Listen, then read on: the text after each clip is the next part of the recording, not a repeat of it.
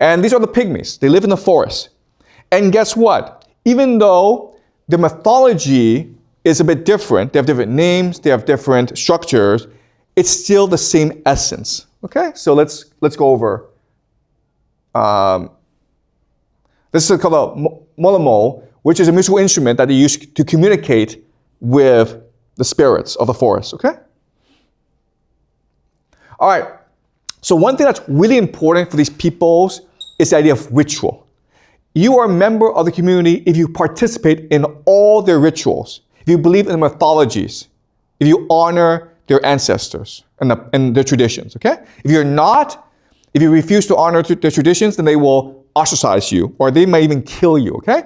So, the Pygmies are having a religious festival, and Colin Turnbull says this: I was told, however, that everyone had to eat just as no adult male was allowed to sleep but had to sing while Maloma singing was in progress. Apparently, one of the greatest crimes that a pygmy can commit, if not the greatest, is to be found asleep when the Maloma is singing. Okay? If you refuse to participate in the ritual, or if you break the seriousness of the ritual, then you are a threat to community, and they will kill you. And they will forget about you, okay?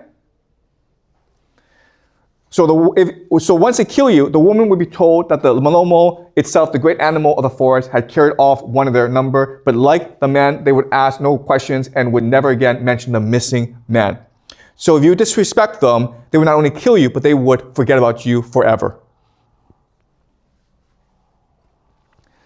So this is how they explain why they do what they do. Why do they practice these rituals? Why are these rituals such an important part of their lives?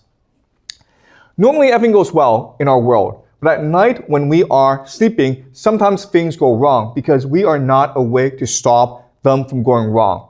Army ants invade the camp, leopards may come in and steal a hunting dog or even a child. If we were awake, these things would not happen. So when something big goes wrong, like illness or bad hunting or death, it must be because the forest is sleeping and not looking after its children. So what do? We wake it up. We wake it up by singing to it, and we do this because we want it to awaken happy. And everything will be well and good again. So when our world is going well, then also we sing the forest because we want it to share our happiness, okay? So their idea of God is heaven on earth, where you're connected to the environment around you. Everything that you do impacts the environment. The environment also impacts you as well. So you practice these rituals in order to maintain balance and harmony in the world. Okay? The world is a script. In living, you must follow certain practices in order to respect the traditions of the world. And that's what brings harmony and heaven to the world. And it's something that for most of our history, something that we've understood and we've appreciated. Then the question then is, what do we change? Okay, and we'll be discussing this as the semester progresses. Okay, so that's it. Are there any questions before we end? Yeah. So before you said that people nowadays, okay, so first of all, I totally agree that people nowadays are lack of vision and imaginations, contrast to people back in the days, because of multiple reasons. And so my question is that I agree that people nowadays are lack of vision, but I kind of are a little bit confused about what your argument that we cannot rebuild the pyramid. Because, well, from my point of view, nowadays we have the ability to, build skyscrapers or metropolitans, and so what is the factor that kind of stops us to build, structures like pyramid? Okay, so the question is, why can't we build the pyramids? Okay, all right. So there are different factors in place. The first is the resources that are required to build the pyramids.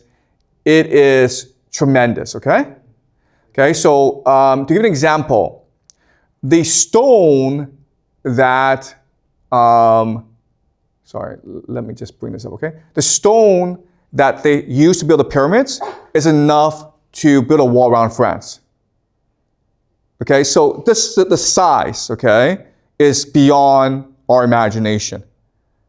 Okay, that's number one. Okay, where we find the resource to do this. Second is the question of will. Why would we want to do this? Like, do you want to rebuild the pyramids? Like, okay, well, yeah, that's another problem. Okay, and the third problem is this organization, which is how would we organize the people in a way as to build the pyramids? Because back then, it was a massive undertaking. But again, people were united by a similar vision, which is like, we're bringing heaven to earth. Once we build the pyramids, the gods can rest in peace. The gods can come down and shine a divine light all over us. So that's the end of history. We're done. Okay? Just work hard for 20 years, and then there'll be heaven on earth. Okay? That's what drove them. What inspires people today? There's nothing that inspires people today. Okay, like, oh, make $1 billion, make $1 trillion. Okay, that's what inspires people. But you know what? To make $1 billion, it doesn't mean you have to work hard. It just means you have to cheat and lie and steal. Okay. So does that make sense?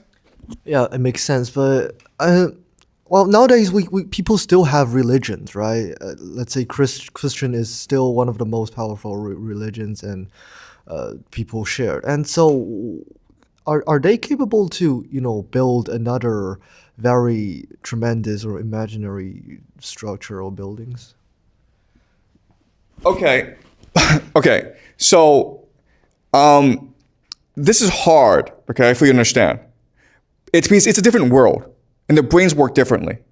Back in this age, religion was the end on be all. Okay, you live for your religion. Okay, does that make sense? Today, our religion is capitalism. Okay, so and capitalism is just make as much money as you possibly can. And the difference is back during the time of the Egyptians, it was a spiritual age.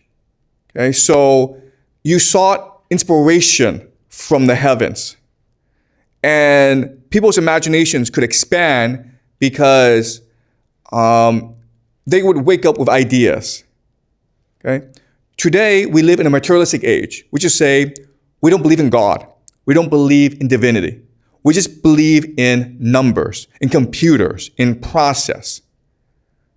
Okay? Does that make sense to you? Okay? It's hard to understand because you live in a time of complete materialism, so you don't understand what it means to live a life of spirituality, of divinity, of trying to bring heaven to earth, okay? But if you did do that, then you'd be a very different person. There were things that you could do that would be unimaginable to you, okay? For example, if you go visit a temple or a monk, they could meditate for months and months and months. They could walk bare feet in the cold for years and years and years. We can't do that, okay? Because the moment I say, hey, meditate for a whole month, just don't eat, you can't do that. And you're like, what's the point? And then their answer is, because I want to be with God. Okay? Because I want to feel as though it's heaven on earth. So it's not just a question of how smart you are, it's a question of faith and purpose and meaning as well. The reality is that not only do we live a life of purpose and meaning and spirit, we also think these things don't matter. Okay? Does that make sense? All right. Any more questions? Yep. So I do agree that we cannot build pyramids nowadays, and I will definitely die if you just put me on a pathetic. But like for more modern people, we also can do like a lot of things that previous people cannot. So how does the building of a pyramid, these things demonstrate that the previous people are smart? Can you tell me what we do today that is so wonderful and spectacular? What? Yeah, what do we do today that's so wonderful and spectacular, and you think it's amazing? What? Give me an example of something that we do today that is spectacular and wonderful. Um, Okay, yeah. I mean, you have an example. okay. Okay, well, thank you, okay? Yeah. So give me an example.